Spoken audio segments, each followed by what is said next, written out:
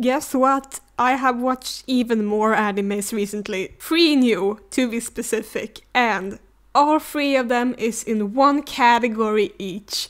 One that I haven't watched properly, meaning in this case I have watched half a season of it, I haven't watched it properly. One that I have watched dubbed, and one that I have watched subbed. So let's get into it. First, I need to talk about the anime that I haven't watched properly, and that is Dungeon Meshi, or Delicious in Dungeon. I'm gonna call it Dungeon Meshi for easiness sake. This anime takes place in some kind of fantasy-like land where there is a dungeon with very many floors, and each floor is harder than the previous. Many adventuring parties go to raid this dungeon in hopes to find a golden kingdom, and they slay a bunch of dragons while they're down there. The story begins when one party is finding a dragon and one of them uses her magic to teleport the others to safety while herself gets eaten by the dragon.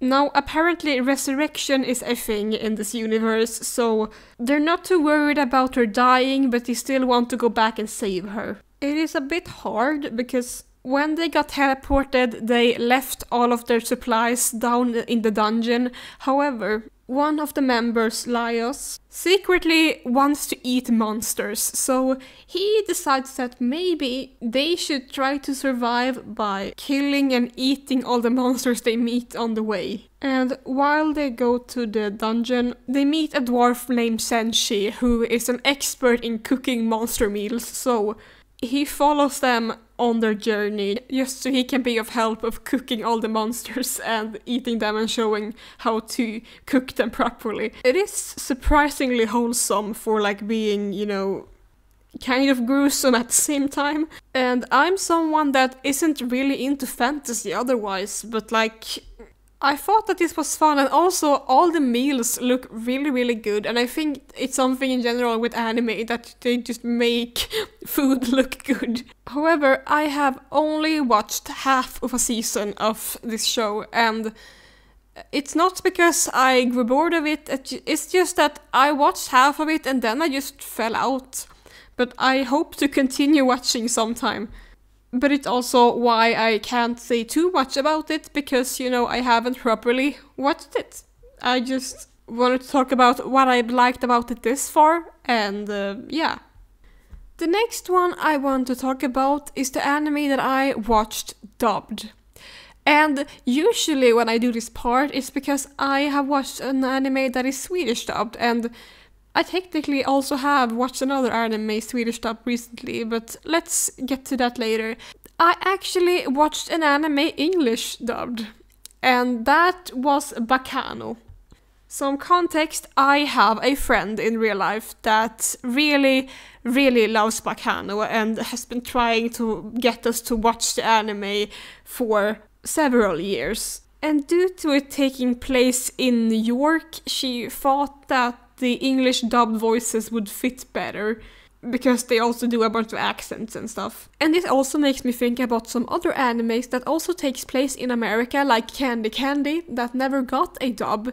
And Candy Candy, as I mentioned, has been super popular in every country it has aired in. So it's very interesting that an anime that actually takes place in America haven't aired in America. But anyway, back to Baccano. Baccano is about a group of people that are immortal.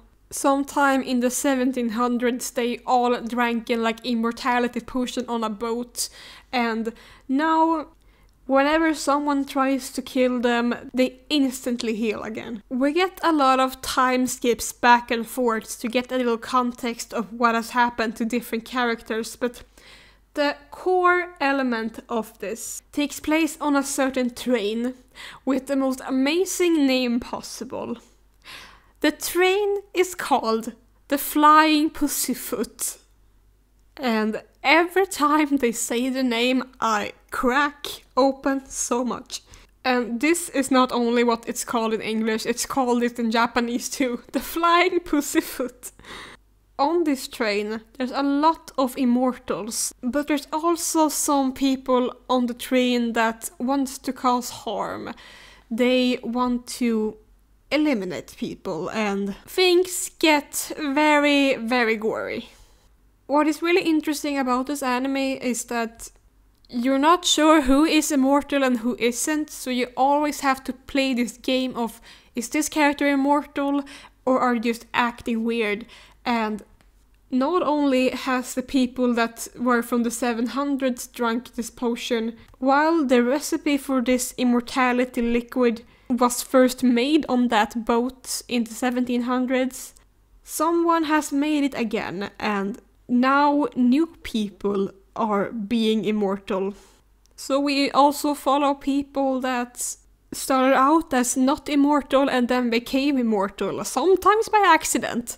There's a lot of thriller and, as I said, a lot of gore. It's a lot of blood. People get their fingers chopped and shot off. It's not really that pleasant to watch all the time, but at the same time, it's a lot of humor in this show. And honestly, I am not a person that interested in like immortality plots, but they make it really interesting here. Because immortals still can die, but they really have to choose it. So if an immortal wants to die, they have to find another immortal and let them like absorb them by putting their hand on their head. And this has of course caused some evil immortals to hunt down other immortals to like evaporate them against their consent. I'm also not usually that into like 1930s mafia dramas, and I think if it wasn't for my friend really wanting to show us this anime, then I probably wouldn't even have known about its existence, but I have to say that I really enjoyed it. It can be a little confusing with all the like time jumps back and forth because they go very much from like 1930, now it's 1932, now it's 1780 or something. Which is why I actually liked that it was a dub, because that meant that I didn't have to like concentrate on the screen constantly so I wouldn't miss anything. There was also a lot of characters to keep track on, but they are pretty distinguished and you can tell them apart at least most of the time. Some characters are also really memorable and some characters I thought were very funny. So yeah, I enjoyed my time, despite this genre not really being my thing usually. I don't know how it is in Japanese, but the English dub actually was pretty funny. But it is time to talk about the anime that I watched subbed, and this might be my new favorite anime, Ranma 1/2, the remake version. It's about a boy named Ranma who, after he and his father went to China to practice martial arts, they encounter a bunch of cursed springs, each with their own curse. Ranma's father falls into a spring that turns him into a panda, and Ranma falls into a spring that turns him into a girl. This causes some trouble, especially because Ranma's dad has promised his friend that Ranma is gonna marry one of his daughters to keep the dojo that they have running. Ranma is of course completely against this idea, so are the three daughters, especially the youngest, Akane, who hates men. However, upon finding out that while cold water turns Ranma into a girl, hot water turns him back into a guy, the engagement will still be off. Akane's sisters think that she and Ranma would be a perfect fit, since she hates men and he's a half girl, so like, you know, it's perfect. The show is then basically a bunch of situations that Ranma and Akane get themselves into, often someone getting a crush on one of them. For Ranma, it's more complicated because sometimes someone falls in love with his girl form while hating his boy form, or vice versa. It's a very comedic show, it never takes itself too seriously. Ranma and Akane very obviously feel attracted to each other, but they can absolutely not admit it. Akane is also clearly attracted to Ranma both as a girl and as a boy, so there's that. Ranma does deal with a lot of toxic masculinity, but he is also shown growing fond of his female form, and while I haven't read the manga, I've heard that he does progressively feel a bit freer in his female form at times, as he doesn't have to deal with all those expectations he has when he's a boy. I thought the show was hilarious and I can't wait for season 2. I tried checking out the 80s anime, but I found it very slow after I watched this new adaptation that's on Netflix over here. But if I feel deprived of new content, I'll definitely watch more of the 80s anime and maybe even check out the manga. I think that the manga is one of the few mangas that got translated to Swedish, so there's that. But yeah, that was all the animes that I watched recently. And besides that, I also managed to find some Swedish dubbed episodes of Lady Oscar on a VHS, and I had very fun seeing that. Så, vem är ni då? Oscar, franska hovets vaktchef. Jäklar ankar. But I hope you liked the video and I'll see you next time. Goodbye.